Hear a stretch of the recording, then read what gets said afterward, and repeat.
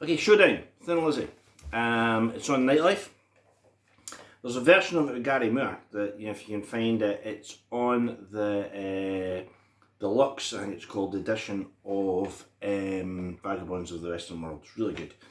But the version on Nightlife is maybe just a little more the finished item. It's also got two great guitar solos, one from Scott that I did a few days ago, and one by Brian Robertson.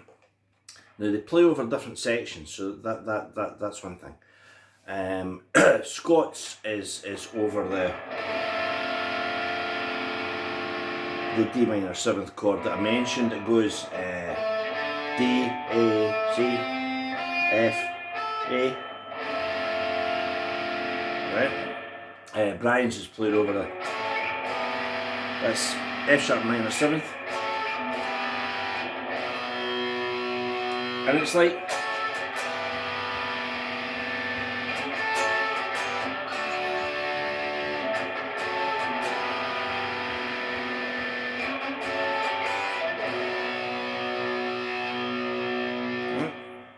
now what happens when you play, it's played with a tremolo effect, so it's going boing, boing, boing, boing, boing, boing, boing, right? So, right, that's the third chord that comes in, and it comes in after Phil's going.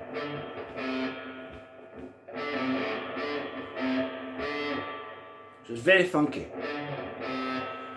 I'm not a bass player. I'm sure you gathered that, but it's played in a very, very funky way. And then you hear this first chimed chord, this D minor 7th, and Phil's into his story. Johnny Cool was kind of the leader of the Boot Boys. He never caused much trouble, but he made a lot of noise. And I get that chord. Now the first verse is played very straight until we get to the chorus. There's going to be a little, right? Now at this point Phil plays the notes that correspond with that. Going to be a little. That's a little bass line for all you bass fans out there. As I say, I'm not a bass player, but that's what Phil played.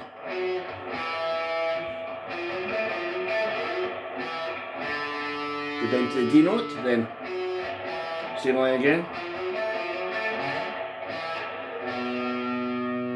And when Phil plays that low D, either Brian or Scott go. You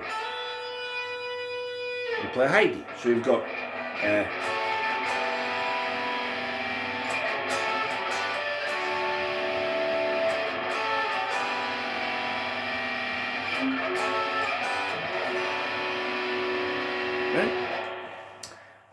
second verse is slightly different because there's a line that goes over the chord, so we get, and there's a little embellishment that goes, right? So that's like it's a slide, like that. It slides up A to B, fret the D, and fret the G. So we've got.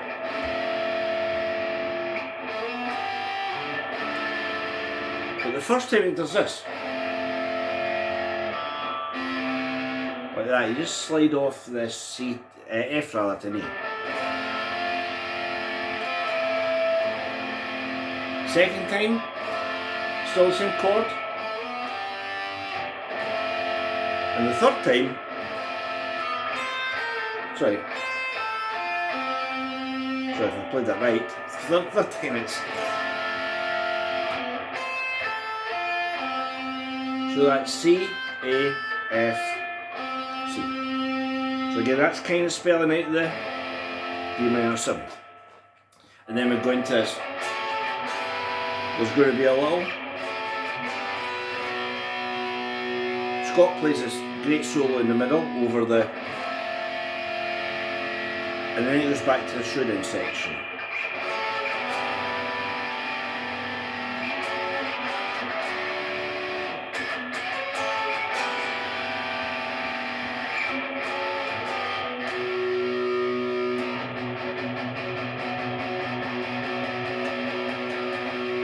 Going to be a little.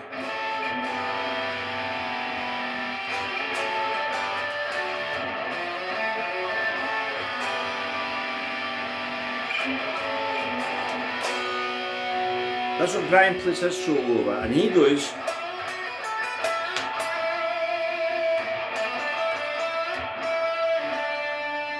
That's his opening line. So we bend the E and slide in. Then the same thing an octave up with a climb.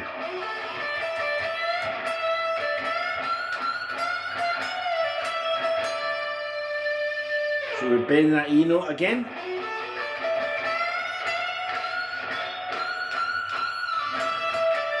Then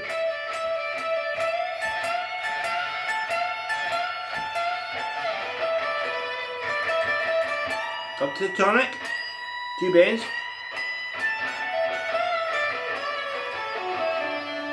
This bit's quite interesting because we go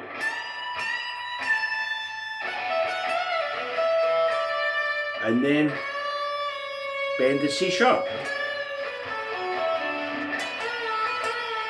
Now that's like a real Jeff Beck line of the era. And that's the end of that section. Into the second half of the solo, and Brian plays it 4 times.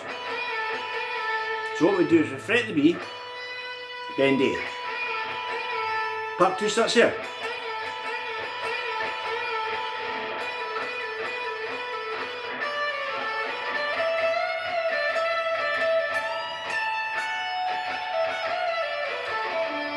Right, so that bit's a little bit different. So 4,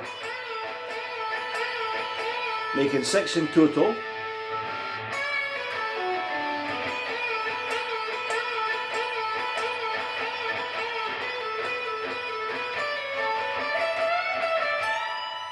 And you see what's happening there? Up to the tonic, and then so we're running down off the E, again as if we're on a B minor 5-note scale. Then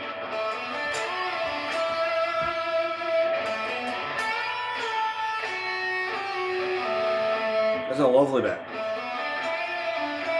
which is the first line of solo reprise. Bend the A, had to look to see what it was there, then or fret it.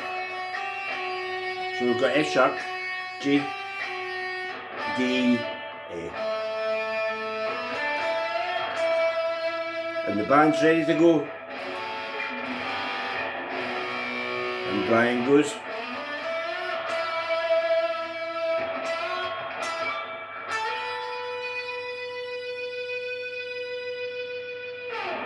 And that's it, that's Brian's solo. So that's Brian's solo, Scott's solo, and all the chords, and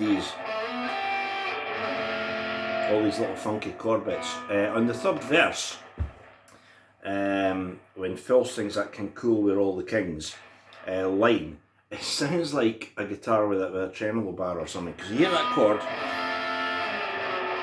and the pitch goes down, right? So, you know, if you're playing like an SG or a Les Paul or something, obviously you don't have a bar, 99 times out of 100. So maybe one of them had a Strat in the studio and just played the and wanged it down. But that, I think, is all the parts. Phil's little bass line is lovely, you know, there's when Phil goes F sharp minor to E minor, both 7s, and then this F, and then F sharp, A,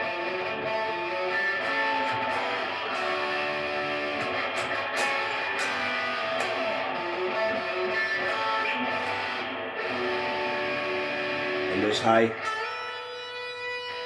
That's the last note of the song.